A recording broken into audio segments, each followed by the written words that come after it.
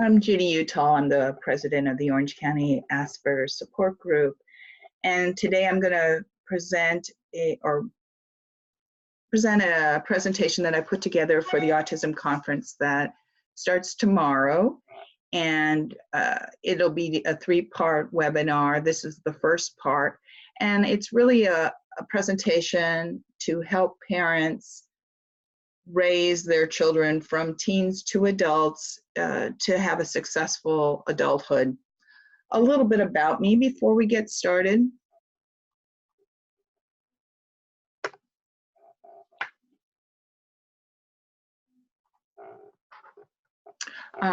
Besides being the president of the Orange County Asperger Support Group, I'm also a mom, and this is my son, Josh.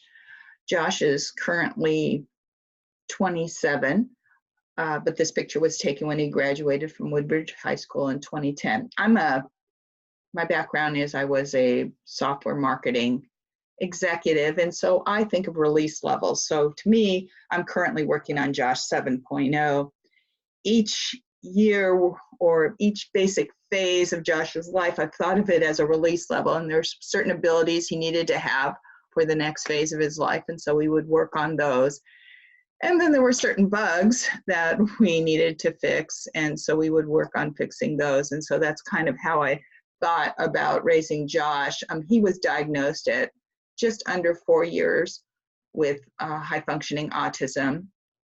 Started ABA around 4. He graduated from high school in 2010 with a diploma and went to Irvine Valley College for about 5 years. High school was so awful that it took a lot of work for me to convince him to do college. And at that point, his interest was in dance. So I said, hey, you could be a dance major. He loved reality TV and specifically loved So You Think You Could Dance. And so from that, I was able to get him to start college. Once he had started college, he had a much better experience, and he transferred into Cal State Fullerton. At that point, his interest was in film, and so he has been a television and film major and will graduate in December. Right now, he's doing 2 internships. This is a long story, but he's doing one with a group called Real People. Real People works on After Effects, and he's working on green screen type of work with them. And then he's also doing an internship that he needs to do for Cal State Fullerton with a small production company called Amalgam Content Production. So it's this framework of raising Josh that I built my presentation on. Now one thing I wanted to mention is that life is a journey, not a race. You can see it took a long time for Josh to graduate from college, but it's all worth it when you do it in a way that limits his anxiety and focuses on developing his own independent skills and his own sense of self. A little bit about Orange County Asperger Support Group. It has been around for 15 years. It's a nonprofit. We have about 1,300 people in our meetup database, about 260 or so members, and we're focused on improving the quality of life of families of older adults, teens and adults with high-functioning autism or Asperger's. We do that through education, support, and social activities. Some of our programming includes a monthly educational meeting. We have a Facebook page. We have a partnership with the Chance Theater where we host an annual teen theater program. We have a relationship with Dr. Alex Gantman, who runs a monthly workshop for different constituencies. We have support meetings in both the North and South County. And then also I run a Toastmasters Gabba Club. I'll talk a little bit more about this. But it's this framework of helping people with giving them the knowledge, the support, and the resources they need that helps us drive the success of our membership. Nancy Shepard is one of the moms. I have a bunch of quotes like this, and every month I hear about some successes where people were able to move forward. So Nancy said that she was feeling overwhelmed with ASD diagnosis. This is often the case You just don't know where to start. I know I sure used to be. My daughter had 13 different diagnoses prior to age 9. Our son had a couple when she was finally diagnosed with Autism Spectrum Disorder. By that time, however, I was totally overwhelmed, lost, frustrated, and lonely. Then I found Orange County Asperger Support Group. By regularly attending this group, I found education to help prioritize my daughter's deficits and needs. I found implementation tools to begin on a forward-moving path, which eased my frustration. I found support, so I was no longer so lonely on the journey. I found courage to fight for my daughter's needs as well as for other autistic children's future benefit. I found hope in realizing the autism journey is a process, and it's actually pretty amazing. I'm grateful for the day I joined Orange County Asperger Support Group. So every year, my husband and I on New Year's Day go out and get a cup of coffee.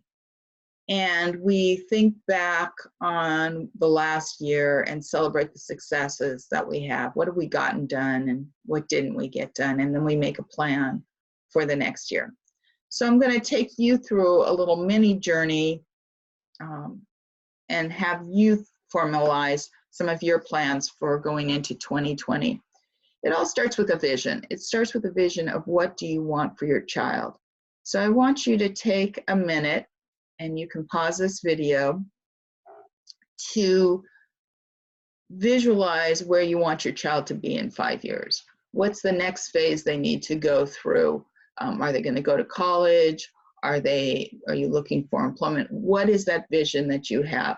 And I want you to write that down. So I would recommend pausing the video till you've completed that. Okay, we're back. So next, what are the barriers to achieving that? What are the challenges you need to overcome? So for example, if you want your child to go to college, maybe he needs to learn writing skills, maybe he needs to learn how to drive. What are the key challenges that the hurdles you need to get over in order to have your child achieve that vision?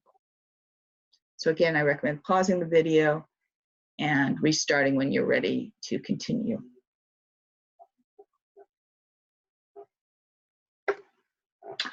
Okay, we're back. Within last year, I did a survey of the members of our support group.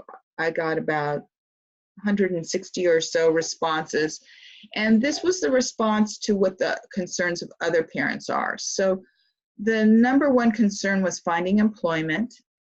The number 2 was friendships. Number 3 was succeeding in school and developing independence, then romance, then government benefits, then dealing with health. So that can kind of help you calibrate what the challenges that you're currently dealing with. I've looked at all the challenges, and this is a chart that I built that kind of outlined the key challenges for a parent. You'll notice the parents in the middle who is challenged, dealing with complexity, figuring out how they're going to pay for everything, and trying to find the right resources to solve their problem. So we are going to go through each of these 12 different challenges and discuss some solutions and I will share some of my stories of how we were able to overcome some of these challenges.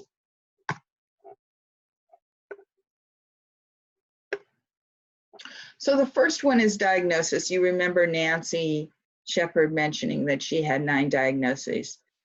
First, I want to emphasize the importance of a diagnosis. Lots of people may choose not to get diagnosed, but getting a diagnosis is critical for resources. So for example, if you want to be a regional center client, you must have a diagnosis or at least demonstrated the disability before the age of 18. And to get SSDI, you need to do that by the age of 22. So it's really important that you get a diagnosis. It also leads you to dealing with the challenges. There are places to go. I've listed a few. My son was diagnosed by Sandra Kaler, and a lot of people have driven out to her office in Pacific Palisades. She was referred to me by E.J. Friedman. But you can go to the Center for Autism. Department of Rehab says they'll do a diagnosis, but you need to frame it in the right way. You can possibly get your health insurance to cover the cost, or maybe you could get a government agency to pay for it. When you get a diagnosis, I can't emphasize this enough, store it and medical records in a safe place. I have notebooks. I have a notebook sitting up in our office that has Josh's diagnosis, and it has all the therapies went through and provides and all his IEPs, and I keep that in a safe place, because over and over again, as you start the next phase, as you start a new school, as you start some government program, you're going to need that information. So be sure, and you can have the rest of your house be a mess, but please keep these records in a safe place. We talked about how do you pay for it. Healthcare is the second issue, and what's really critical is that you have insurance. Now, some things you may not realize is that the Affordable Care Act allows you to have coverage till your children are adults, but what you may not realize is that the Affordable Care Act allows you to have support, insurance for your older adult who's over 26 if they have a disability. I pursued this with our son and getting him insurance when he was an adult. It's a hassle. You're working with the benefits office at your employment, and they're not used to doing this. They may have forms. Give yourself plenty of time to get your child insured, but you can do it. If you do get SSI, and we're going to go into government programs in a little later, you can get Medi-Cal. Medi-Cal insurance is mediocre at best, but it is a way of getting insurance. Now, again, another hint is that if you like Kaiser, then Kaiser will accept Medi-Cal, but only if you grandfather your child in. How do you grandfather your child in? You go on Kaiser. So if your work offers Kaiser, go on Kaiser, get your child on Kaiser, and then when your child gets SSI, you can choose Kaiser as an option.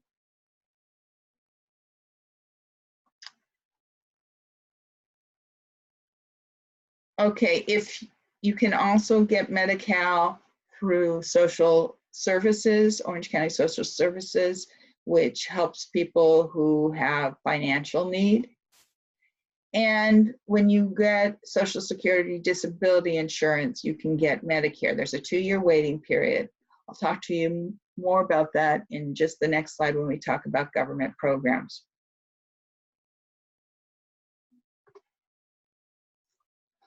Plan ahead. You don't want to be without insurance, and it takes a while. Any phase you go through seems like it takes 6 months, and that complexity, confusion, anger, all the different feelings you're going to go through in trying to get these things, but it is all possible.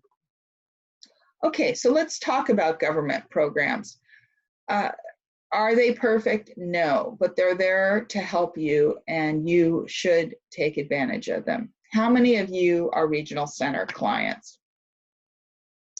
Regional Center is an organization that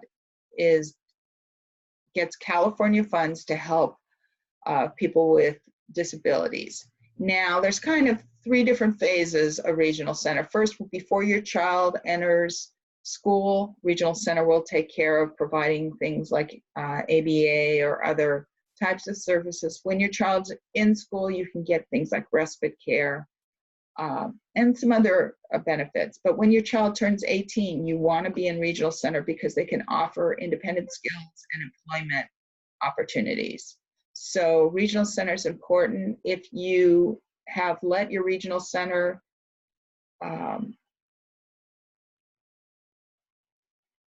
membership, I'll call it that,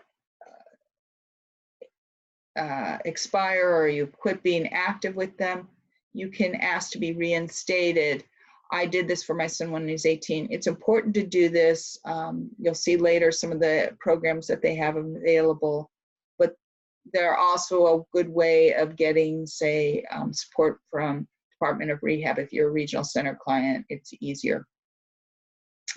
SSI is a means-tested program for people. It's a way of getting both insurance and income for your child or for your adult child with disabilities. And then SSDI is another way. It's not means tested, but it's based on you paying into Social Security. So let's go, I'm going to go through a little bit more about SSI and SSDI.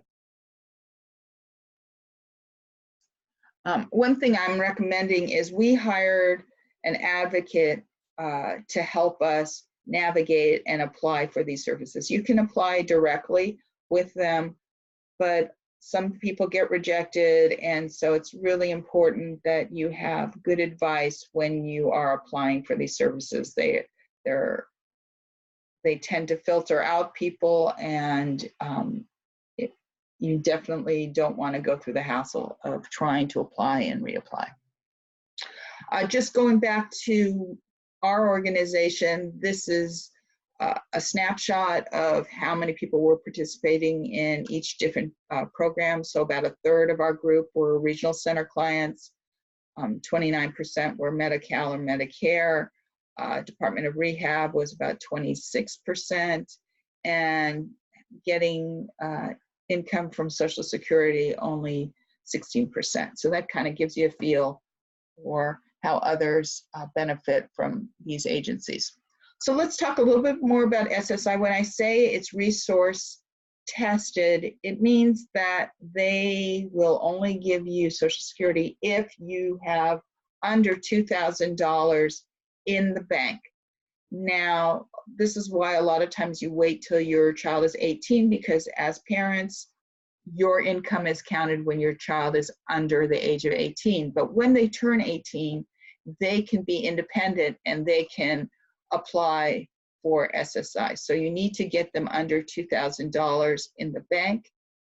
And when they get income in, they won't, or counting that 2,000 doesn't include their house, if they own a house, a car, furniture, burial plots. So there's certain things that don't count for that, how much money is in the bank. But if you have savings bonds, those are included.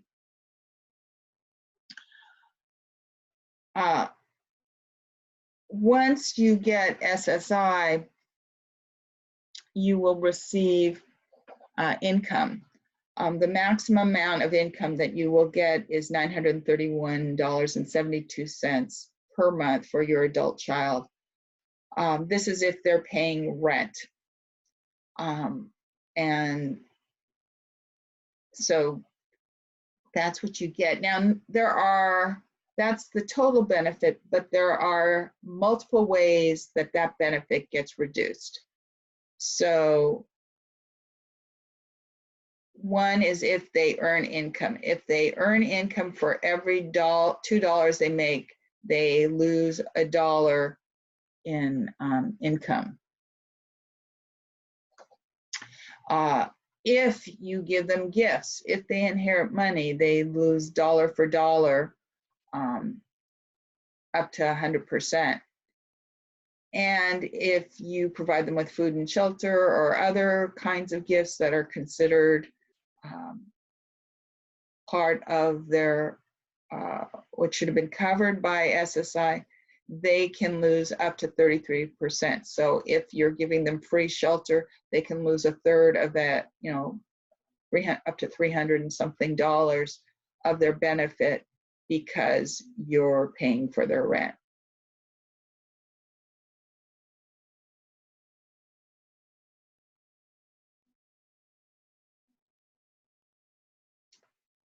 A good time to apply is when your child is 18. It takes a good 9 months to get SSI, but what they will do at the end is they will give you a check for all that would have accumulated from the time that your child would have had originally applied for SSI. Now, I started this process when my son was 18. Again, I got assistance in applying. So Josh was on SSI from about the age of 18, and it provided a nice income for him. He did pay us rent, and we did use, so he received the full amount. My husband retired a couple of years ago and is now on Medicare and Social Security. And when you go on Social Security, you can get your adult child who was diagnosed before the age of 22 on a portion of your Social Security. The amount they will receive is roughly 50% of what your Social Security payment. It doesn't come out of your money, it's an additional 50%. If you pass away, it will go up to 75% of your benefit. So for Josh, it was a difference between $900 a month and $1,200 a month. So it was worthwhile. Now, it's not only better from he got more money, but there are a bunch of other benefits that for Josh, given where he is in his life, will be useful. For example, there is no cash on hand requirement. They do not measure that, but you must be retired or collecting Social Security. I already went over the benefit. All those in-kind income do not have an impact on it directly, except for work. And with work, if they can earn up to $1,220 a month with no impact. When they start working, there is a 60-month trial period, and they will measure when they are receiving over $880 a month.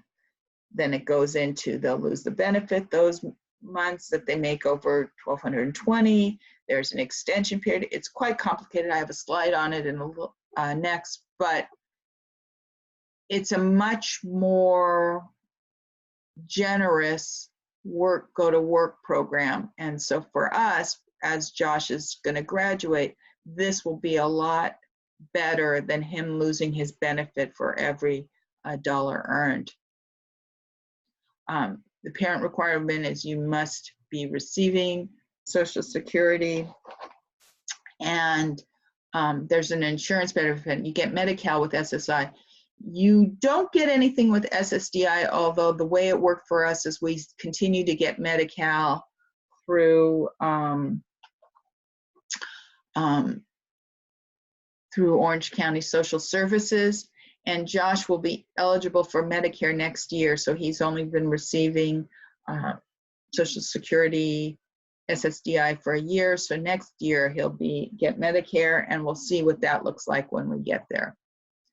Just a little bit more about this trial period. There's this thing about achieving substantial gainful activity. That means more than $1,200 a month.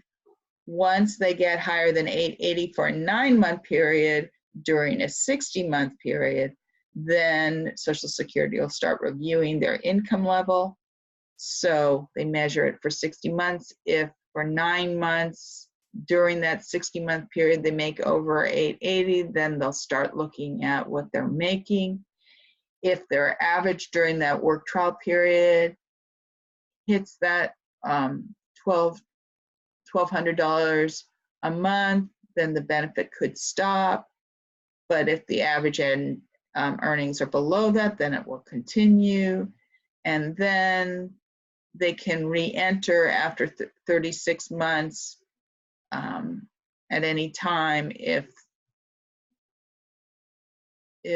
their earnings fall below that 1220. So it's complicated. I haven't gone through it yet. But what's nice is you can see it's a lot more generous for encouraging your child to go to work without them losing their benefit. So for us, it was a worthwhile thing to do. Some work-related benefits from the government, our Department of Rehab, which can help them find employment. It can also help pay for college and tuition. Workability is a program that's available to you, and how many of you kids are in high school or in college? Workability is a service that's available in the school to help them find employment. And then there's the Ticket to Work program, which is another way of helping your child find work.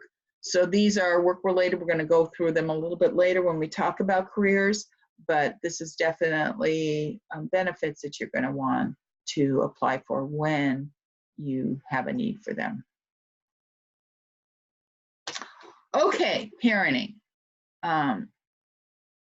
You know, we have a kid and now all of a sudden we're supposed to know how to parent. When you're raising a child with autism, it's even harder. And one of the things that we did early on was Regional Center will fund parent training. I recommend doing some kind of parent training. This is not going to be easy. I also recommend as a parent that you don't try to do everything yourself. I say Josh made it through school because I had a cocoon of tutors. Well, I work full time so I could pay for those tutors, but it was worthwhile for us. But have therapists, get help with transportation, whatever help you need, because it's hard to raise a child with autism. I want to say establish good relationships with your child while they're young, because the older they get, the more difficult they get, and they will become, I hear a lot about parents whose kids are defiant, maybe they're into drugs, maybe they're depressed. Having that relationship with your child as a teen is critical. When they get to an adult, you lose more and more controls. Once they're 18, it's hard for you to control it. So get started early, get help, join support groups, do workshops, get respite care, whatever you need to do, get help in raising your child. Okay, therapy. Before we get started, I wanted to show you a little video.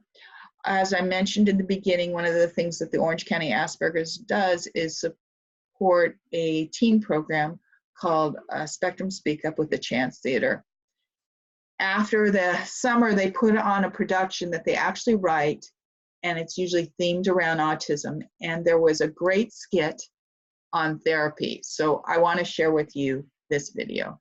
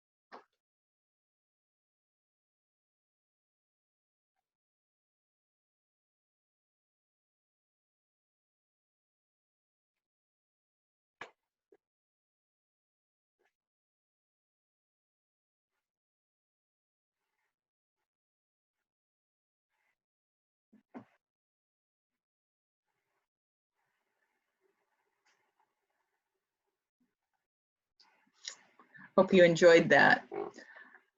So therapy. First of all, I want to say my son's done dozens of different therapies throughout his life. And one of my first advice to you is start young, because once your child reaches, say, middle school, the pressures of school and the stress of school will make them not too eager to participate in therapy. So you then have to be very selective in what you choose.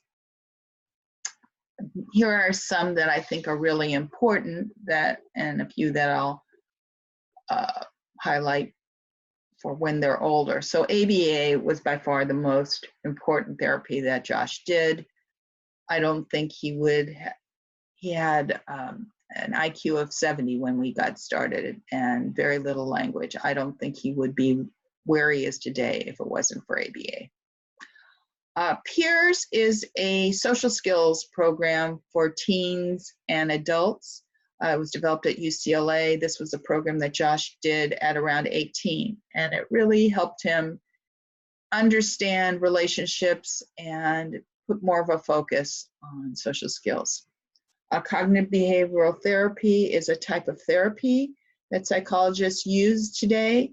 It basically realizes that your perception of an interaction or a situation has an influence on your behavior, and that has an influence on your experience. So it starts working on reinterpreting what's happening and changing your behaviors to be more successful and more happy. We did nutritional therapies, gluten-free, dairy-free, etc. One thing, when Josh was about 5 or 6, we discovered he had allergies. We went to Dr. Jeremy Kaslow. He found that he had a lot of toxins in the system, did a detox with him. He was on gluten-free, dairy-free. We worked on allergy elimination because he wanted to eat regular pizza. So this is a whole talk in itself, but I'm just highlighting these. Vision, perceptual motor coordination. This is an issue that you may not realize, but it's part of the reason why your child may be having difficulties concentrating. So these are some things we've worked on. Medications, you heard some of those, but our son was on Ritalin when he was young and changed to some anti-anxieties. And he actually took himself off medications just this year. I've heard people use hypnosis as a way of dealing with, say, anxiety and other issues, or exercise, martial arts, etc. There are a ton of therapies. Pick the ones that address the key challenges for you. I am going to pause here. We're about a third of the way through this presentation, and I will set up another webinar to do the next phase. But I thank you, and we will be back.